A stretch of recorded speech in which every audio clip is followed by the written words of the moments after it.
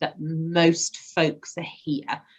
So if you want to kick off, and I will just admit anyone extra as and when they join.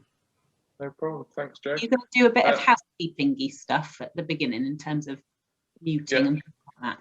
Yeah, I think it all works the same, doesn't it? Even though we're on, no, so thanks, Joe. Welcome for joining us today for the Briggs Society Forum 2021. I'd just like to say at the start, this webinar is specifically for people running breed societies, and Welsh breeders are welcome to join. The information is being, shared, is being aimed at secretaries, and so apologies if you're expecting something different, but you're more than welcome to stay otherwise. With last year's forum being planned right as the pandemic hit, unfortunately we had to cancel. So it's really good to welcome you all along today and see some familiar faces again. We have a jam-packed agenda. Hopefully you'll find it useful, and if you have any questions throughout, if you click the chat button, and you can either raise a hand or write your comment. If you write your question in there, and Joe will be trying to log them as we go along, and then we'll answer them at the end. So we split the forum up into two sections. That's this morning that will run until around 12:30, and then this afternoon we'll start back at 1, allowing you a half-an-hour break for lunch.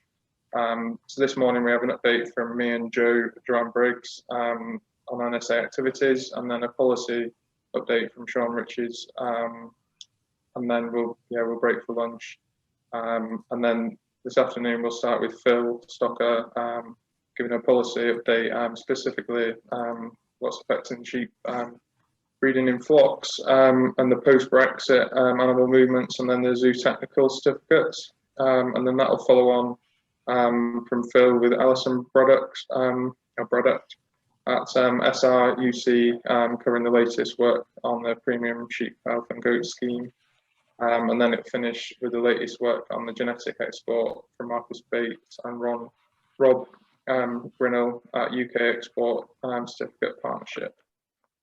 So you change the slide, Joe, please.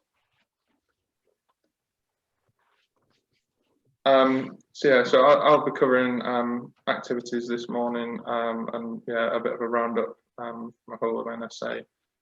So 2020, we started off, we actually did get an event in 2020. We had the Eastern Region Winter Fair. It was really early on in 2020. And then we were planning for Scotch Sheep and then the biannual sheep event that both had to be postponed and then cancelled until 2022. With future events, we're still unsure, but we're watching government guidance, and we hope to be able to be active as soon as possible. So we then launched a series of webinars. So we were actually in the process of organising iceberg disease roadshow. So we were going to travel over all the different regions and do a series of meetings. We quickly changed that to a webinar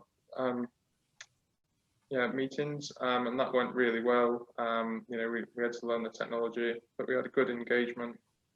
We split into 3 meetings, and we had over 300 people turn up to those 3 meetings. That was really positive. The iceberg webinars, then they followed on with many different series of different topic webinars, and to date we have engagement of over 1,500 people attending those webinars, and then over 700 views on YouTube of recordings of them. So it's been really positive and really good, and we thank everyone that's been involved with them. They've been really positive. Because of the cancellation of our sheep event that was actually rescheduled for the autumn, and then we went into another lockdown, we launched the virtual event. So we split this up into 3 different topics. We had breeding the best, feeding the flock, and we finally finished with the Breakfast Club webinars. This again had great engagement, and we had over 1,700 people get involved in all 3 events. And thanks go to everyone involved in the breed societies that got involved and had their information on the dedicated virtual event website. Yeah, we think it went really good and was a real positive thing as best we could make it. The AGM, so this was the first ever being held virtually. It went very smoothly, and we welcomed the new office holders. And you know, thanks to the previous ones for stepping down. Not linked to the AGM, but following in the January board meeting, we had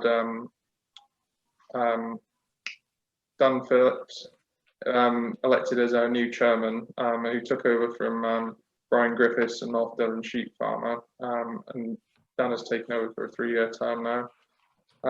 Dan, some of you may know, he was a previous chairman in the Eastern region and works as a flock manager on the sheep enterprise on the world-renowned horse racing stud Godolphin in Newmarket in Suffolk.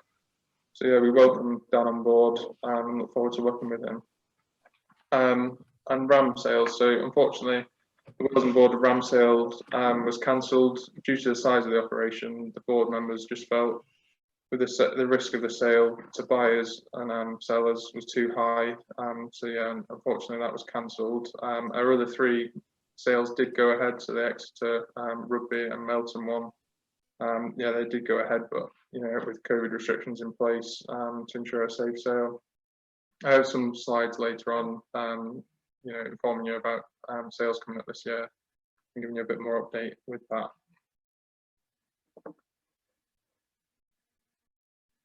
So diary dates for 2022. So like I said, unfortunately we've cancelled everything for 2021. We might have a bit of activity later on in the autumn, but that'll be more regional based things, and yeah, we hopefully update you with that in the upcoming weeks and months.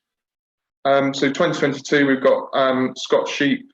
That's on the 1st of June in Dundee.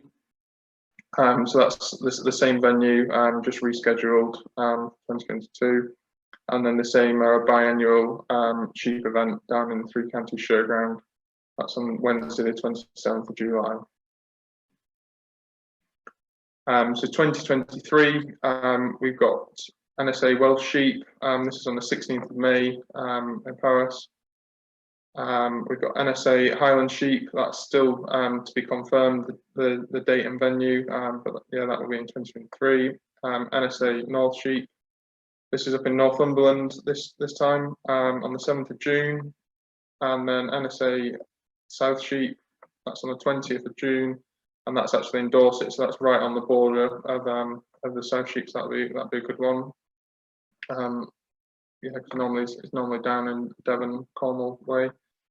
And then finally, we've got the NSA Sheep Northern Ireland that is in July, and the venue of that is to be confirmed, but hopefully it'll be on farm. So yeah. So ram sales, as I said earlier, we look forward to welcoming everyone along to our ram sales in 2021 to this year. Wales and Border early ram sale is on the 2nd of August. The venue is yet to be confirmed, but yeah, hopefully they'll have that with you soon. The Southwest ram sale, that's down in Exeter again on the 18th of August, and for the first year they're hopefully going to live stream via Martai, so you'll be able to bid online as well with the running of the sale, so that should be good. Eastern region at Rugby Livestock Market on the 27th of August, and also the later one on the 17th of August at Melton Mowbray. That's to be confirmed. Wales and Border ram sale, the main sale is on the 20th of September, and I spoke to Jane last week, and yeah, she's hoping that we'll go ahead and have a normal sale. She's just keeping a close eye and in contact with government, Welsh government, just on the guidance. But yeah, they plan to run as normal, but they think that they won't be able to have trade stands. But they're just seeing what guidance they're getting from Welsh government as and when, and hope to update everyone as plans go ahead. Next slide, please.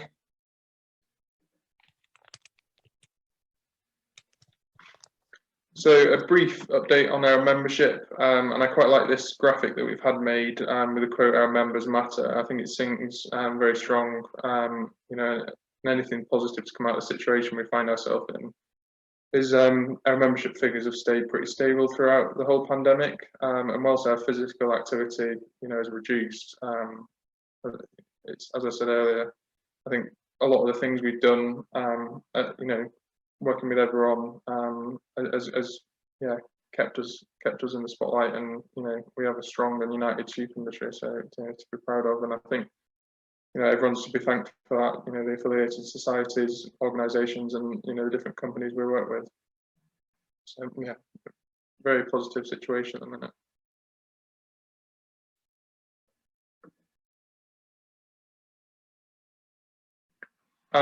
So I know a few of you. Well, I've listed them along the side. Have worked with us with your different flop books and yearbooks. I'd just like to say a big thank you to everyone that has actually allowed NSA to have an advert in their flop book free of charge. The promotion of becoming a member of NSA is beneficial to the whole sheep industry. The stronger our membership is, the stronger our voice will be, and in turn, the stronger the industry is. So yeah, if you'd like to find out more, if you haven't, got the advert and you quite like that in your flop book, please do get in touch. And thanks again to everyone that's done it. We enjoy working with you. So newsletters. So at the start of the year, well, it was just before the end of 2020. We changed how we were doing it, and we're sending out now this newsletter 4 times a year, and it's a bit more streamlined email with information you need from us. I'm very keen to discuss this email with you to make it a meaningful document. And if you have any suggestions or things you'd find useful or to add or remove, please do let me know. We appreciate using the information. Using the information provided in the newsletter, as it gives NSA a strong profile and ensuring sheep farmers can see the work we're doing and giving the most up-to-date information that's going on in the industry. So yeah, we've split the newsletter down into information for you to use in your newsletter, consultation and industry news, partnership news with NSA, and then any upcoming events. So like I said, if there's anything you want adding in that or removing, please do say. We want it to be a good email that you can use and work with.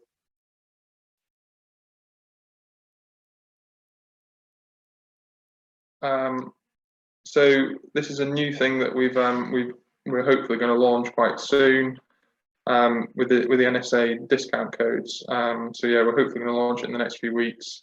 Once it's up and running, we're going to have dedicated campaigns that we can offer to your members, giving them a discount for the first year membership if they join in a set period, using a discount code we provide to you. So once it's up and running, we'll send out more information, how you can get involved, and the offers and codes you can provide to your members, because it will be we'll give you the codes and we'll give you the information to send out to your members. Because of GDPR, we won't be able to filter out the data because it'll be you that'll be sending it out. So if members do receive it who are already NSA members, they will still be able to get in prize draws. So it won't be a disadvantage if sending it out to all your membership. So yeah, it'd be good to get as many people involved as we can, and yeah, hopefully I can send you a bit more information as and when we have it. So that is a very brief update from me. If anyone has any questions, please do fire them at me, and then if not, I'll hand over to Joe, who can give a bit more on activities we've been doing. I think you're on mute, Joe. Yeah, so we just got one question clarifying the event. So 2022 is Scotch Sheep and the Sheep event, and then the other ones, the regional ones, 2023. Just a point of clarification on the question you had coming in. I'll crack on and do my bit, because it's more sort of NSA activity, and we can do some questions after I've done my bit, and then Sean's going to go on to more policy stuff, which is a bit separate. So I think we'll probably do it that way, but I'm going to try and talk, I'm going to try and get my slides up at the same time.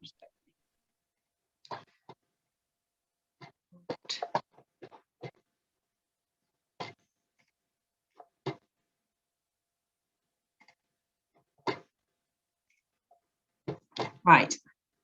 Hi everyone, and welcome to we've had a few folks sneak in as well. So welcome to everyone who's joined us a little bit later. Yeah, Chris has just done that general NSA update, which I hope you found useful. I'm going to talk about a few other projects that are going on with NSA. I'm Joanne Briggs. I'm the Operations Director at NSA for anyone who I've not met before. Hello and welcome. It's great to be, it's not great to be doing it online. It's great that we've been able to do something this year, having not been able to have the Breed Society Forum last year. I'm sure all of us would rather see each other in the flesh, but this is a good close second whilst we've got no other option. So I'm just going to talk about three things today: the British Heritage Sheep Initiative, the Ovine Seaman Archive, and also just a couple of bits of NSA communication stuff that's relevant for the breed societies. Sorry, I'm just going to have a bit of an admin question for Chris. Whilst I'm talking and not monitoring people trying to join the meeting, can you do that your end, or can you not see it? Okay. He's shaking. Can't see. Yeah, sorry. Okay, right. This is going to literally be the ultimate in multitasking, but I'm sure it'll be all right. Right, so the British Heritage Sheep Initiative, it's a long-term area of work for NSA, and many of you will have heard it being talked about before. In fact, some breed societies were actually involved in funding the feasibility project that was done back in 2019 for this initiative. So you'll be familiar with the fact that it's run by Bob Kennard, who's incredibly enthusiastic about this area of work. Bob, he wrote the Much Ado About Mutton book, and he's on Twitter as about mutton and things. So he's the driving enthusiasm behind this initiative. And when he explains it, and he talks so passionately about it, he says about in the past when you went into a pub, if you asked for a gin and tonic, it would have just been a Gordon's gin and a Schweppes tonic, because that's all there was. Whereas nowadays, there's all these hundreds of different artisan gins that you can have with a million different combinations of tonics, and that's what he wants for the sheep meat market, so that, as it says here, that the public can have the fantastic flavours and the eating experience, and know about the breeds of sheep the native breeds of sheep that it comes from. So the thinking behind British Heritage Sheep is that it provides consumers with exciting new eating experiences, whilst at the same time promoting and protecting the diversity of breeds that we have in the UK, the landscapes they come from, and everything that comes with that, the rural communities and the guardianship of the environment, things like that. So for the people who are familiar with this and have heard this spoken about before, you'll remember the ABC, the ABC of the British Heritage Sheep Project, which is the age of the animal, the breed, and the countryside, i.e. the specific UK landscape that it's come from. So in terms of where, so the website there, heritagesheep.org.uk, there's heaps online. If you're hearing about this for the first time and you want to find out some more, that's the place to head for the information on the scoping initiative, the feasibility project that was done. So in terms of providing you with a quick update today with where it's up to, there's just been so much support. The concept, the idea of British Heritage Sheep has just been universally met with support. People are really keen and really want to see this happening. And the report that was published at the back end of 2019, the recommendation within that was that a company was created to run this and make it a reality. So British Heritage Sheep as a company limited by guarantee was created this year. It's been set up, wholly owned subsidiary of NSA, and Bob Kennard is, again, he's leading all that and doing the activity. He's working on a logo for the initiative, and he's had some financial support and advice from HCC and quite a bit of input from AHDB as well as many, many others that he's been speaking to over the sort of 3 years that this has really been coming to the fore and being spoken about.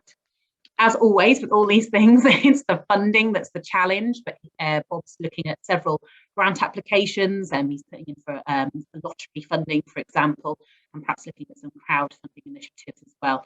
But anyone who wants to get more involved with this in terms of talking about funding or anything like that, Bob definitely wants to hear from you. And then once the funding has been secured and we really get going with this, other than the little bit of money that's in the pot from HCC at the moment, there'll be involvement from everyone within the supply chain. So we'll be speaking to breed societies extensively about this.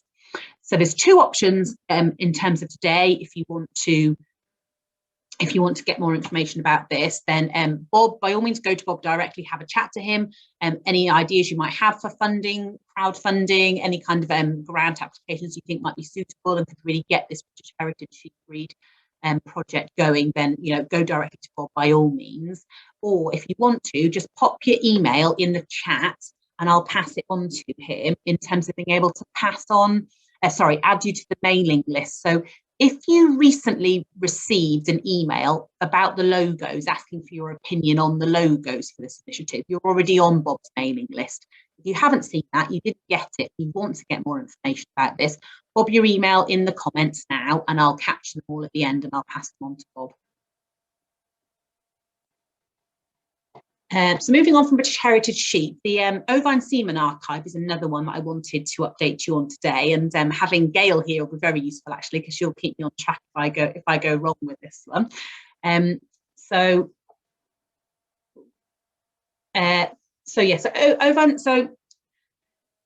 in terms of the NSA position on this and the Rare Breed Survival Trust, who are our closest partners we work with most closely in this area, NSA is very much of the opinion that the sheep sector needs a gene bank to protect all of the sheep breeds, all of the huge diverse range of genetics that we have within the sector.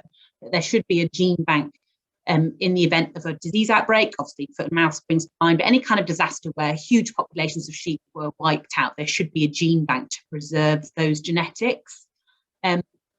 We believe that it's responsibility of the UK government to fund that resource, and they do so for other species. You hear a lot about plant gene banks and things like that, and that so it should be funded by the government, working closely in collaboration with the industry to find those genetics and also keep them updated, which is really important. We know that there's plenty of genetics out there, frozen semen, embryos, whatever, either privately within individual breeders or various different initiatives. But there isn't really any single gene bank that's representative of the whole sheep sector. That's not specific to sheep. Probably all livestock would be in a very similar situation. The Ovine Semen Archive is one example of one of those gene banks that is sort of tinkering at the edges, so to speak. If you're not familiar with it, when DEFRA collected semen back as part of the National Scrapie Plan, when they decided they didn't want to keep that semen anymore, rather than it being thrown away, the NSA and Rare Breed Survival Trust joined forces and created the Ovine Semen Archive to take on that semen that was collected as part of the National Scrapie Plan. So it's very specific semen that was collected from scrapie susceptible animals. It was collected 20 years ago and it's not been updated since. So like I say, it's not ideal as a gene bank for the sheep sector, but knowing that there's not really anything else out there, NSA and Rare Breed Survival Trust have committed to maintaining the Ovine Semen Archive. But what we need to do is rationalise something that's in there, particularly in terms of there's some individual rams in there with straws and straws and straws and straws, so we just don't need the volume. So we are going through a really important rationalisation process at the moment. There's some background information about the Ovine Semen Archive and all of this on the NSA website, but I'm just going to run through quickly the steps that are being taken at the moment in this area. So there's 69 breeds in the Ovine Semen Archive. The breed societies linked to the genetics that are in there were all contacted in November last year. They received a letter explaining that we're going through this process and asking if as a breed society they wanted to be involved or not. About 2/3 of the people we wrote to responded to say they either wanted to be involved or they didn't want to be involved, but we had a good level of response from that letter. Another letter was sent to individuals with owners' shares in February this year. So when DEFRA passed the semen from the National Scrapie Plan to the Ovine Semen Archive, individual breeders whose animals had had the semen collected from them were offered at that point a 10% share. So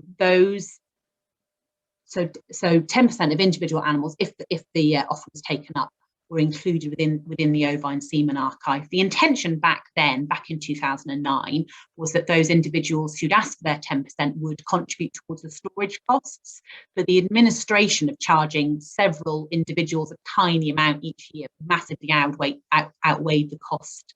And so they weren't actually charged. They've never have been charged for being in there. However, a lot of time has passed, and so whether people still want that semen or not is a whole other, a whole different question. So they've all been written to in February 2021 to ask if they still want to keep that semen, and so again, probably about 2/3 have replied saying they either do or they don't, and then other people haven't replied, and therefore by not replying, they've given up their share.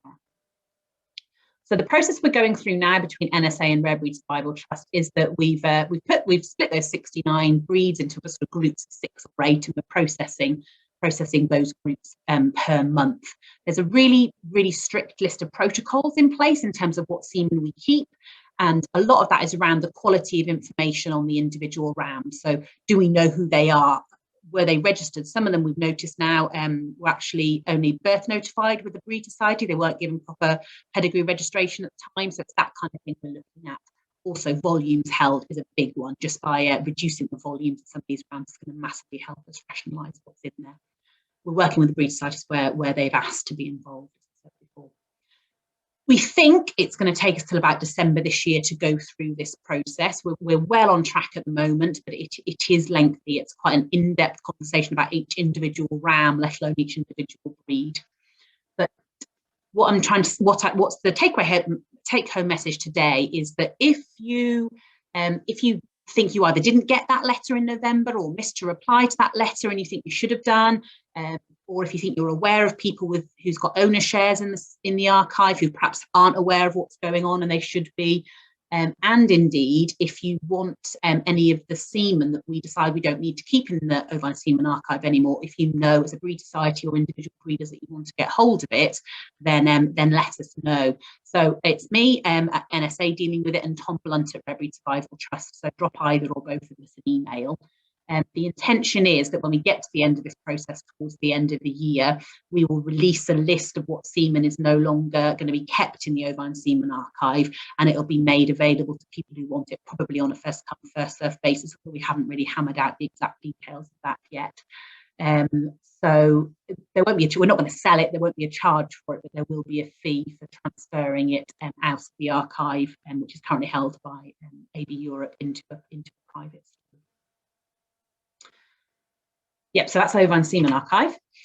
Just briefly touching on NSA communications, just in terms of, obviously we haven't got the events this year, and very few people do have events. They're not just the NSA ones that have been cancelled. There's most of the shows and things that have been cancelled. We know that everybody is looking for ways to communicate with sheep farmers at the moment. So there's just a couple of things I wanted to highlight particularly.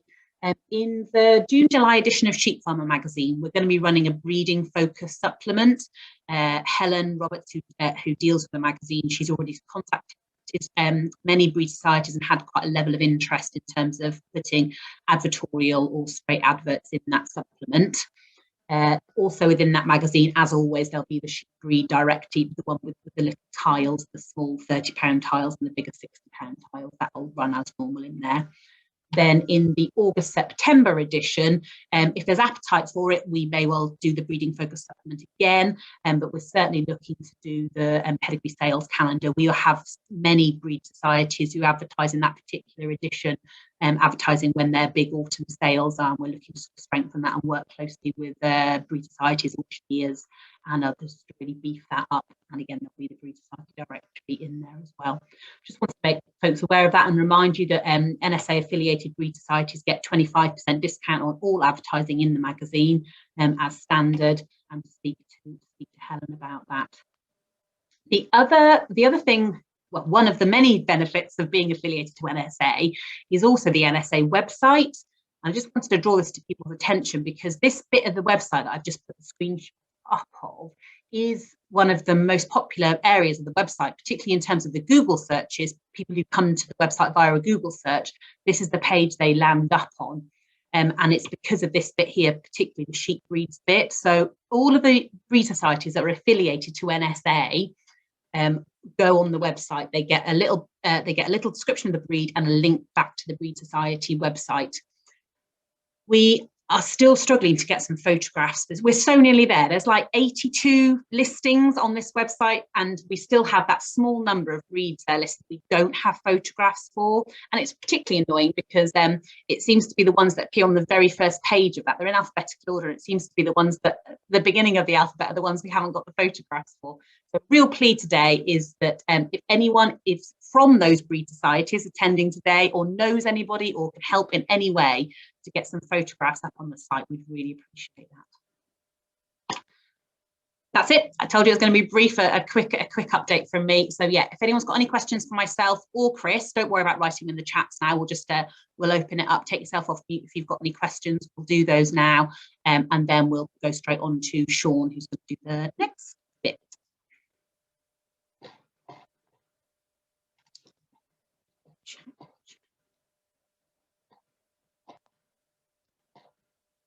Hi, Helen.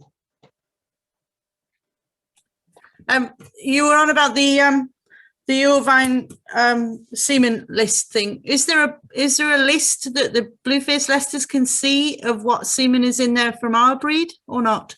Yep. So if you replied to that letter back in November and spoke to Tom about it at the time, then yeah, he's sent out lists. So anyone who replied to the letter back in November has been given a list. So if you haven't got one, then it's linking back to that letter in November. But yeah, give them a shout. Right. Okay, will do. Thanks.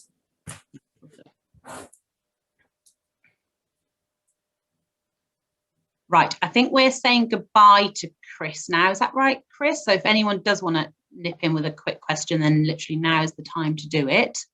I'm just checking the chat now. So thank you for everyone who's put their emails in there. I'll pass those on to Bob about the about British Heritage Sheep Project.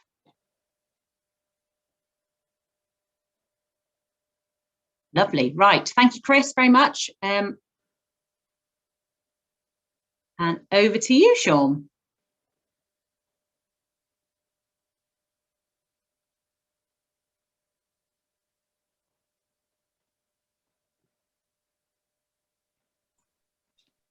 Would have been useful to unmute myself to start with, wouldn't it?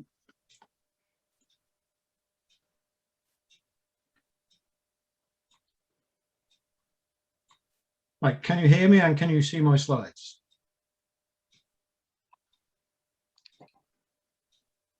Thumbs up. Good. Okay. So Sean, we can see your current slide and the next slide. So I think you probably need to launch it bigger so people can see it. Perfect. Okay. All right. Just move computers, that's all. Screens. Okay. Well, hello, everybody, and welcome to the Breed Society Forum. I'm going to go through a few things today and get my slides to move on. First of all, a little bit of an introduction. Talk about the SCAB project that we're currently leading as the project managers, update on sheep worrying, quick update on some of the consultations, and an update on rewilding and reintroductions. So first of all, I joined the NSA 1st of March as maternity cover for Nicola, so still relatively new within the organisation. And for those of you unsure, the policy role actually is responsible for understanding what's happening within industry from a government point of view, from trade, but also looking at the livestock worrying and rewilding. We also have try and keep an eye on what's happening in terms of rewilding and reintroductions and other wildlife threats to sheep from predation and so on and so forth. Anywhere where there is research that sheep are involved with, then this is an area that I will also become involved with, and look at how we can be involved in the development of those projects, and also where we're fully involved, obviously, to take responsibility for delivering that work. And one of the areas we've been working on is providing letters of support for a number of different research projects that we have been involved with from to a different level.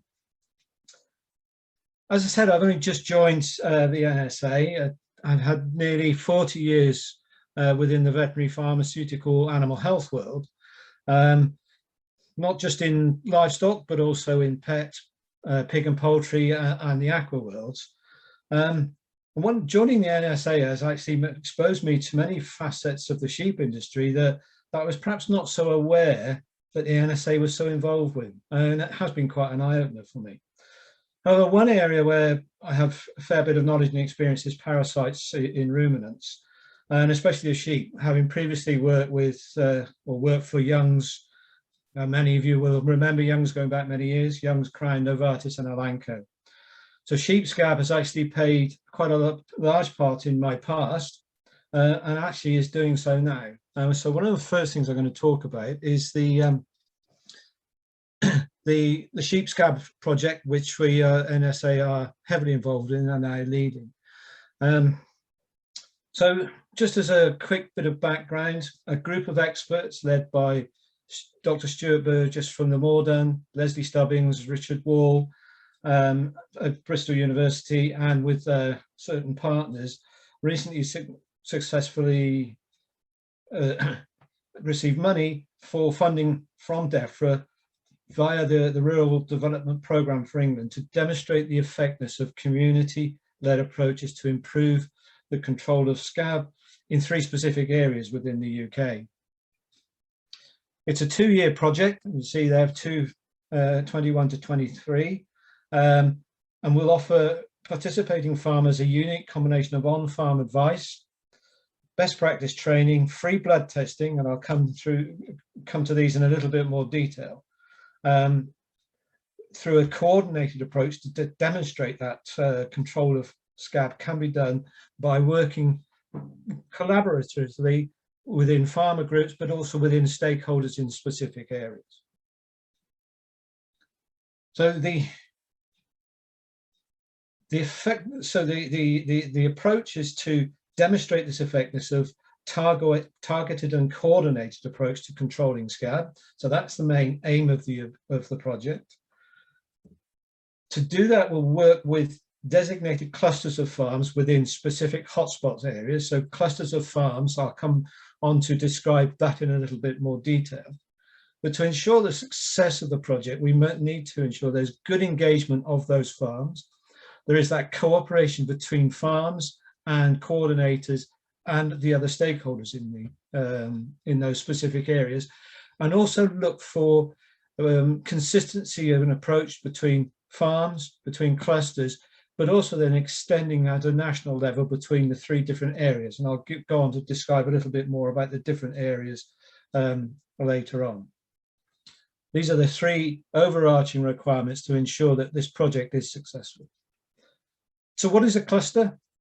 A cluster is a group of farms that are contiguous, i.e. they are in contact. If they're not completely contiguous, then a maximum distance of boundaries should be no more than half a kilometre. Ideally, or where it is where there is common grazing, they would share that common grazing.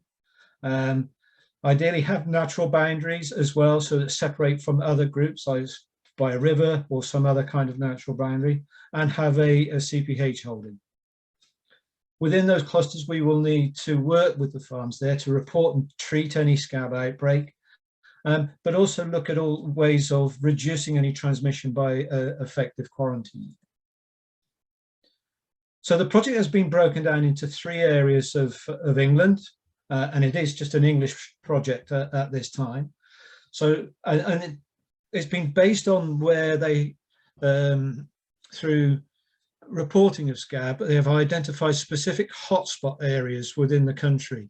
So the first one, lot 1, is in the northwest and covers the 4 counties there listed, and that will actually be coordinated by the farmer network in the north. And in the Midlands, we have Shropshire and Herefordshire that have been identified as hotspots, and that will be coordinated by ADAS. And then the southwest, where we have Devon and Cornwall highlighted as hotspots, that will be coordinated by ourselves, the NSA, working very closely with a group of farms down there as part of the Exmoor Hill Farming Network.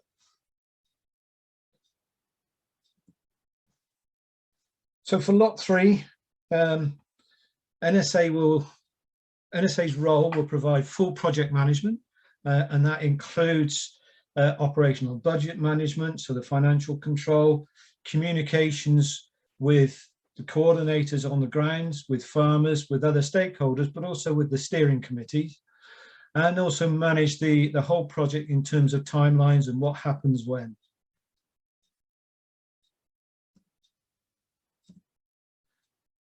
Important as part of this is to understand where scab is active, and as all of you will know, there is while scab can appear visible, but there is a need to have accurate diagnosis and ensure there's no cases that may be mistaken for lice. So, and of course, we also have sheep that are susceptible, immune, and invisible, i.e. they may be carrying scab, they may have had scab, but they may not be visible. So to ensure that we're working with as accurate as possible, we will be using the Morden sheep scab test, so the test that was recently developed by Morden, the ELISA test. And as part of the project, we were collecting blood samples from flocks, and these blood samples will be sent to BioBest, who will then analyse them. And then based on the results of those tests, the steering committee, the local vet, and the farmer will work out a control and treatment plan. So in terms of the actual project and the steps, well, we've held a kick-off meeting for the local vets and animal health distributors in the southwest. We have another meeting coming up with some other stakeholders. Then we're starting to plan our recruitment meetings, and the recruitment meetings will be happening end of May and into June, maybe as many as 3 or even 4, depending on the ability to recruit as quickly as possible. Then the first part of the project, which will take place then through June until September, that will start with a farmer, well, gathering details on each of the farms within the clusters, doing a survey on their farms to understand their approach, their quarantine measures, what they know about scab, what kind of problems they've had with scab in the past. We followed up by blood samples and a vet advisory visit. Following that, as said earlier, those blood samples will be analysed by BioBest, reported back to the steering committee, the vet and the farmer, and work out a treatment plan. So that we see then working into Q4 of this year and into Q1 of next year, 2022, which will be then followed up March through to July by a second on-farm survey and second blood samples being taken. The on-farm survey will understand, what's happened between the first survey and now in terms of understanding, in changes and in management of scab, what's been learnt, but also take further blood samples to check again that any treatment plan has been successful. Finally, towards the end of 2022, so whether that's September or moving into Q4 in September 2022, we'll bring everybody together to discuss what's happened, not only in the local project, but also at a national level. Those results from that will then be extrapolated to provide guidance for other areas of the country. And the intention is also to extend that into Scotland and into Wales to produce this coordinated approach to managing scab. It's not about eradicating scab. I think we all realise that is a challenge that's probably beyond us at the moment, but it's about improving an effective way of controlling scab and reducing that transmission, and therefore reducing the impact at a local level on the flock and flock production. It's this is a really good project, and a comment there from Christine Middlesmith, the Chief Veterinary Officer. It is an exciting project and demonstrating this community-led approach to control, and we all look forward to seeing the project come to fruition and the results that it will deliver. If there are any queries or any questions on that, either specific to the area or the Southwest Exmoor or on the wider project, please don't hesitate to drop me a note. I'd be happy to answer any questions on that.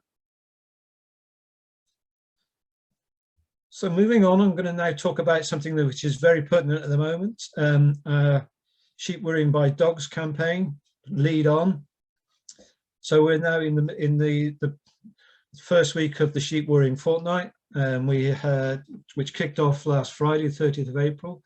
Some of you may have attended our breakfast webinar yesterday with Neil Parrish and Marissa Heath, Phil Stocker and Grace Reed, actually on the sheep worrying results and the prospects for changing of legislation. It's a really well attended meeting. The recording will be available on the NSA website shortly.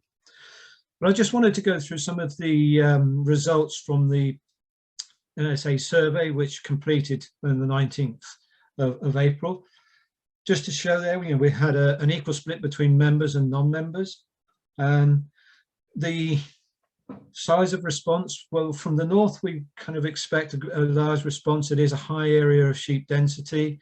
It is also an area of large areas of common land and of national parks, and also has some quite large urban areas in there as well. Scotland, we also expected a high response because of the high awareness just leading up to this of the new Scottish bill that was recently passed by Scottish Parliament, so we knew awareness was quite high. And the southeast was traditionally responds well because of the high urbanisation. The actually increase in numbers was quite motivating to see, given there was a 20% increase on the highest ever before, but also given that there was nearly a 500% increase on last year survey. So the fact that this is such an important issue at the moment and such high profile at the moment just reflects in the amount of engagement that we had. In terms of severity, very similar to what's been reported in other years. There's still an average number of 7 incidences being reported by each farmer within a year. Worryingly, some of those were over 100. Now, there may be some overlap between the number of sheep affected and the actual number of incidents, but still it's relatively high numbers. But then those kind of cascade down to, out of all of those, an average of 5 sheep were injured, and then an average of 2 sheep were actually killed. So these are worrying numbers, given that this hasn't really changed over the last few years. The national flock has changed, but the level of attacks haven't really changed. And reports from other sources, including Farmers Guardian, but also the NFU Mutual, kind of highlight again that this year has actually seen an increase. And NFU Mutual, the insurance company, actually stated a 50% rise in claims in the first quarter of this year. So one of the questions was the sense that farmers feel in terms of a personal response, and quite clearly in the middle there, anger comes out. Well, anger can be as a result of many things, from stress, anxiety, frustration, so on and so forth. But I think a lot of it actually comes from that helplessness that a lot of farmers feel when facing a dog attack.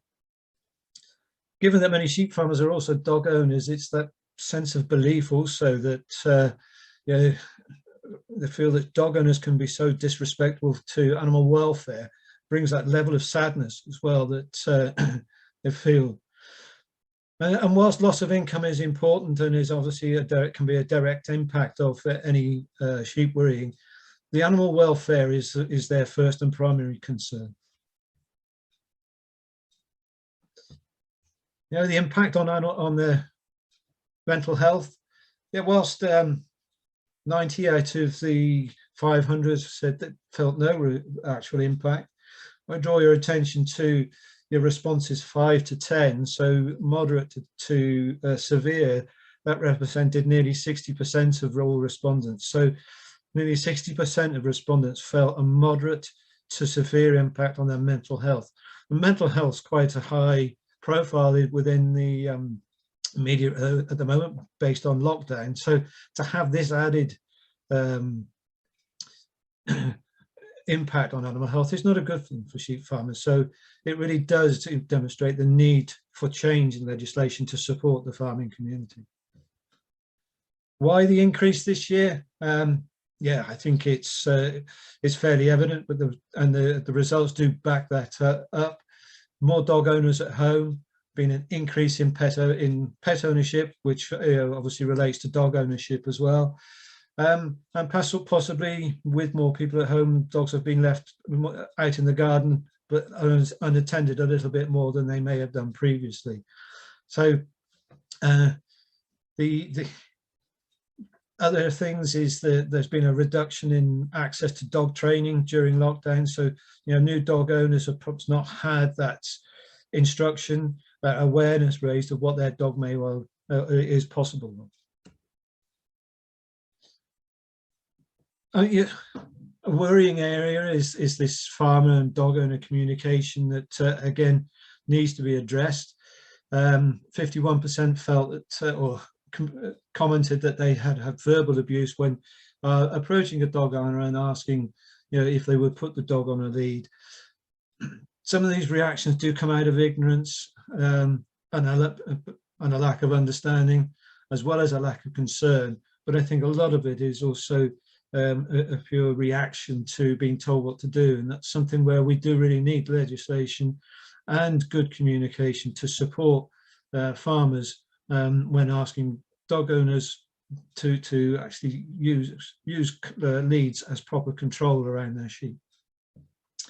Education is a key element, and as I said last time, that's been missing this year. And one of the things that came out very strongly in yesterday's webinar, the need for better education, better information, better awareness for dog owners. Worryingly, 25% of actual cases were not witnessed, so that does come back to dogs being either let out on their own or escapees. So it is something that, again, improving the level of dog control we want to see on that. Not surprisingly, 82% of the respondents agreed that the change in legislation is required, and that they support this change should be something similar to what has happened in Scotland, extended to across the rest of the UK. And again, interestingly, yesterday, where we had Neil Panish MP and Marissa Heath from the All-Parliamentary Working Group on Animal Welfare, both agreed and both were in support of that, and are quite hopeful that there will be some changes within the English legislation, which will also bear fruit in Wales shortly coming. So watch this space for any updates and any news on that. The use of signs and another deterrence. Prosecution was what people thought should happen. However, as we'll see from another slide at the moment, while prosecution is sought, prosecution is also not always successful. And again, we'll see in another slide at the moment, just increased police visibility and police presence, a lot of people feel would be much more beneficial in preventing some of these attacks actually happening and reducing the risk of happening. Again, this comes back to a little bit the same as not witnessing it, but I find evidence but don't know when it happened. They've seen the attack or they've seen the results of the attack but don't know when it occurred. But also the fact that 52% of them occur on private land where there's no public right of way also really does stress the need for changes in legislation and strengthening the countryside code and the responsibility of dog owners. As I mentioned earlier, sometimes those that have pursued the case, the evidence has not been sufficient to actually get a result and therefore effective compensation. And this slide actually demonstrates only 10% of respondents felt that the compensation had covered their financial loss. And it does come back to some of the other points.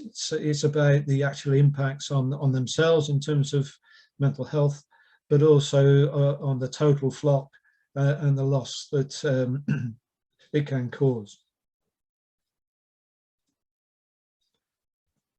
I'm going to skip through that slide and just talk about this slide, which I think is much more relevance here. Whilst the police rating has improved, and it's not about focusing on the actual ratings, it's more about the principles that this signifies, in that whilst the law is not as strong as we would like it to be, the police do not feel completely supported by the law as they would like to be. So with changes in legislation like those seen in Scotland, the police would feel much more supported, and we as a sheep industry would feel much more supported and much more capable of approaching dog attacks and looking at way of reducing them, but also making sure that if anything does happen, there is a better follow-up to prevent it happening again. A couple of key things that we have seen in recent years, which is a key development change, is the number of cases that have been reported, and using crime reference or crime incident numbers, that has increased quite considerably. And that is important because it does allow better tracking of cases that have been reported and being followed up. Additionally, there are increases being seen in that more rural crime teams or officers have been appointed. So in some areas there has been seen an increase in visibility of the police, and again, with hopeful changes in legislation, we hope to see that increase also.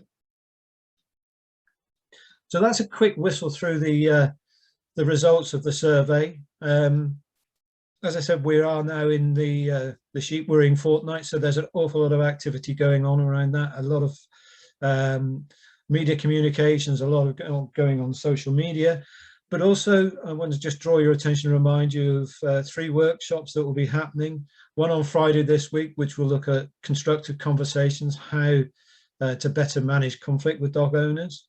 So that's this Friday workshop at 12 o'clock. Then next Monday, one again at 12 o'clock on rural crime. And then next Wednesday, one looking at positive engagement to again help with the communication with dog walkers. So please encourage you to go to the NSA website and sign up to participate in those workshops. Outcomes from those again will help us drive opinion and help drive changes in legislation. So I'm going to move on now just to talk a little bit about some of the consultations and some of the policy work. I'm not going to go through all of these in detail because it would be far too much to go through. These are all the consultation responses that have happened in the last 12 months, and they are available on the NSA website. I'm just going to pick out 4 and just highlight some of the points that they brought and some of the NSA responses to those, just to demonstrate again where NSA has been working on your behalf with governments, with local organisations to support and drive the importance and awareness of the sheep industry. So Elms and Agricultural Transmission, we submitted a response back on 29th of January to UK Parliament. And I think a couple of key points there. What we did stress there was that many of the sheep farmers within the country were also already engaging in a form of regenerative farming, already farming in meads that meet in ways that meet a lot of the scheme's requirements, and already working harmoniously with nature, producing a high value product. It was felt that it would by some of us that some of the schemes that we're talking about within the Elms and transition plan were perhaps a little bit, seem to be a bit more beneficial to those moving away from extensive to intensive. And therefore there was a recognition that innovation in technology plans need to be relative to our traditional types of enterprises and proportionate to those farming systems already producing those high value, high quality products. We also it was also stressed that sheep farming is already beneficial to the environment. The RSPB have reported the mosaic of landscapes created by sheep grazing, how beneficial that is to a lot of the UK's songbirds. And NSA has been working with and will continue to work with DEFRA and other organisations to develop ELMS and a transition plan over the coming months of years. And a number of people within the different committees have been directly involved with DEFRA on that, as has Phil Stocker, has had a lot of conversations with ELMS working groups and ELMS committees. So that's a quick run through on that consultation. Another one which a lot of you may well have been aware of was the animal welfare in transport, and that was submitted on the 25th of February to DEFRA. It was felt and commented that a number of the proposals were impractical and appeared to be based on limited evidence. The suggestion that closing down or local abattoirs ignores the reality of economics and supply chains. It also recognised that transport regulations relate to all livestock, i.e. that there should be no difference between transport conditions for breeding or for slaughter, and that the NSA will welcome much more research on this and to work much closer with DEFRA on the development on the plans for this. There was quite a lengthy report in the Sheep Farmer magazine, both in the February issue and in the most recent April and May issues on this. Again, this report is available on the website if you look further information. One that's actually not on the website at the moment, submitted on the 17th of March, was moving animals across borders. And this really did focus on the resources, capabilities and disease surveillance of the UK at the moment. There was no real surprise that this consultation was raised or asked for evidence, because it does very much fit with the government manifesto. It did also look to focus a little bit on the impact of movements across the Irish border and between UK and Northern Ireland. And I'm not going to go into a great deal about that one, because Phil will address that in his talk this afternoon. But it did also raise questions on the potential impact of ending live animal exports and the local capacity to slaughter animals that are currently exported. And this is an area where the NSA did highlight that these proposals need to be reconsidered and work with industry to develop a suitable assurance scheme to ensure any animals moving, whether it's through this one, through the animal welfare, but also anything through borders, are treated and to allow trade to continue whilst at the same time ensuring those high welfare standards. And lastly, the last consultation I'm just going to briefly mention is the regulation of genetic technologies. As this consultation has not been put up on the response has not been put up on the website.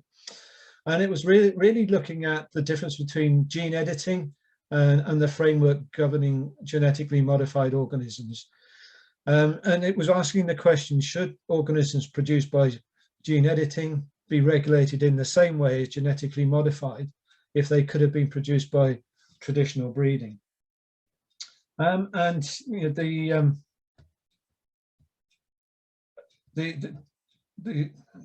NSA felt on this one that the consultation was a little bit rushed, in that there is a Europe-wide consultation going on at the moment, and the European Commission have not made a decision on that as yet, but also that this was a focus very much on England rather than on the devolved nations. So in terms of summarising, we felt that it was critical to defer any legislation at this time until until the EU courts and the other devolved nations had actually met and consulted on this subject. But our consensus was that there should not be the same regulation for gene editing and genetically modified organisms, and that they should be treated separately with a separate framework. I hope that's given you a little bit of an update on the different consultations. As I said, I'm quite willing to take any questions or refer to any of the other consultations that are on the NSA website. So lastly, I'm going to just give a quick update on what we know or see happening in terms of rewilding and reintroductions.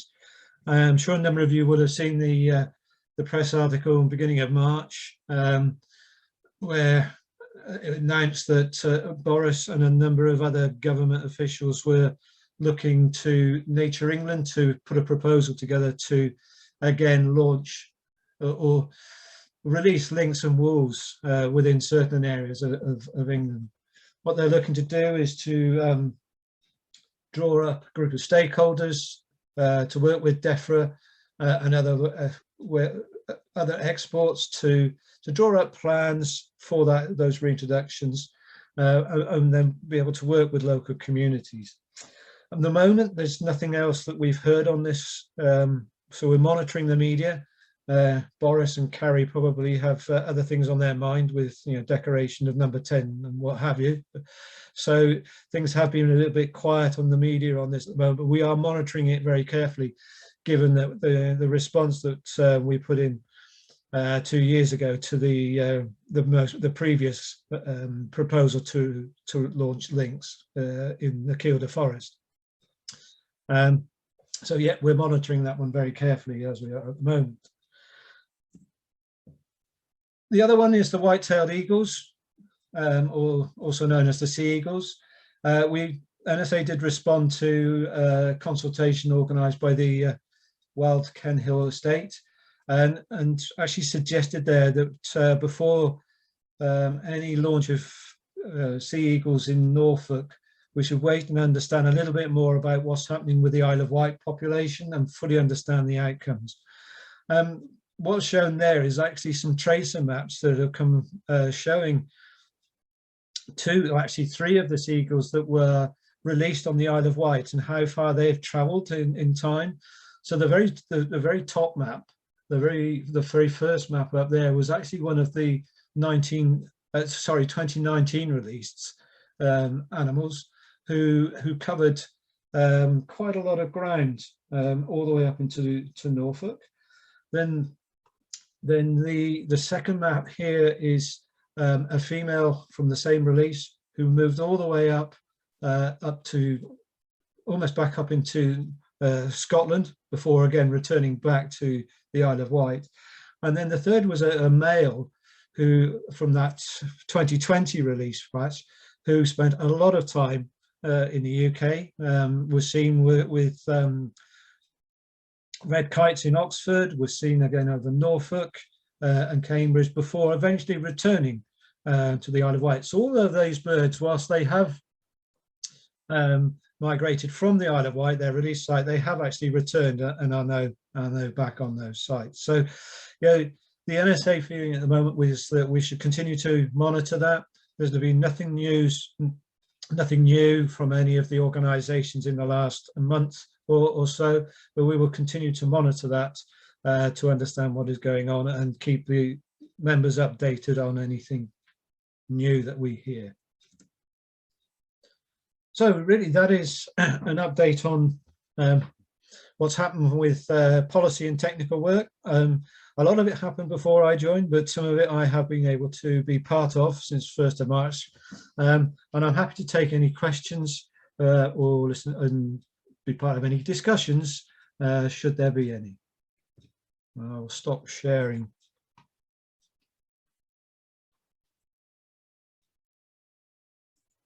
There we go. Stop sharing my slides to see if there are any questions or any comments.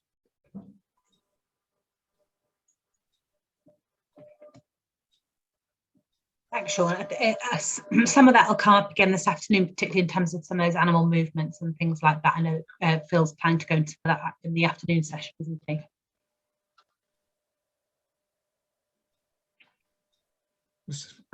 Silence.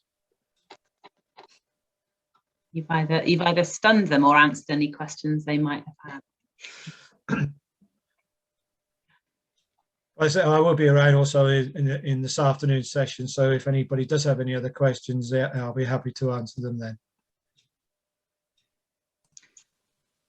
So this afternoon is a separate Zoom link, so you can't rejoin with the link you used this morning. You need a separate link. Does everybody have that?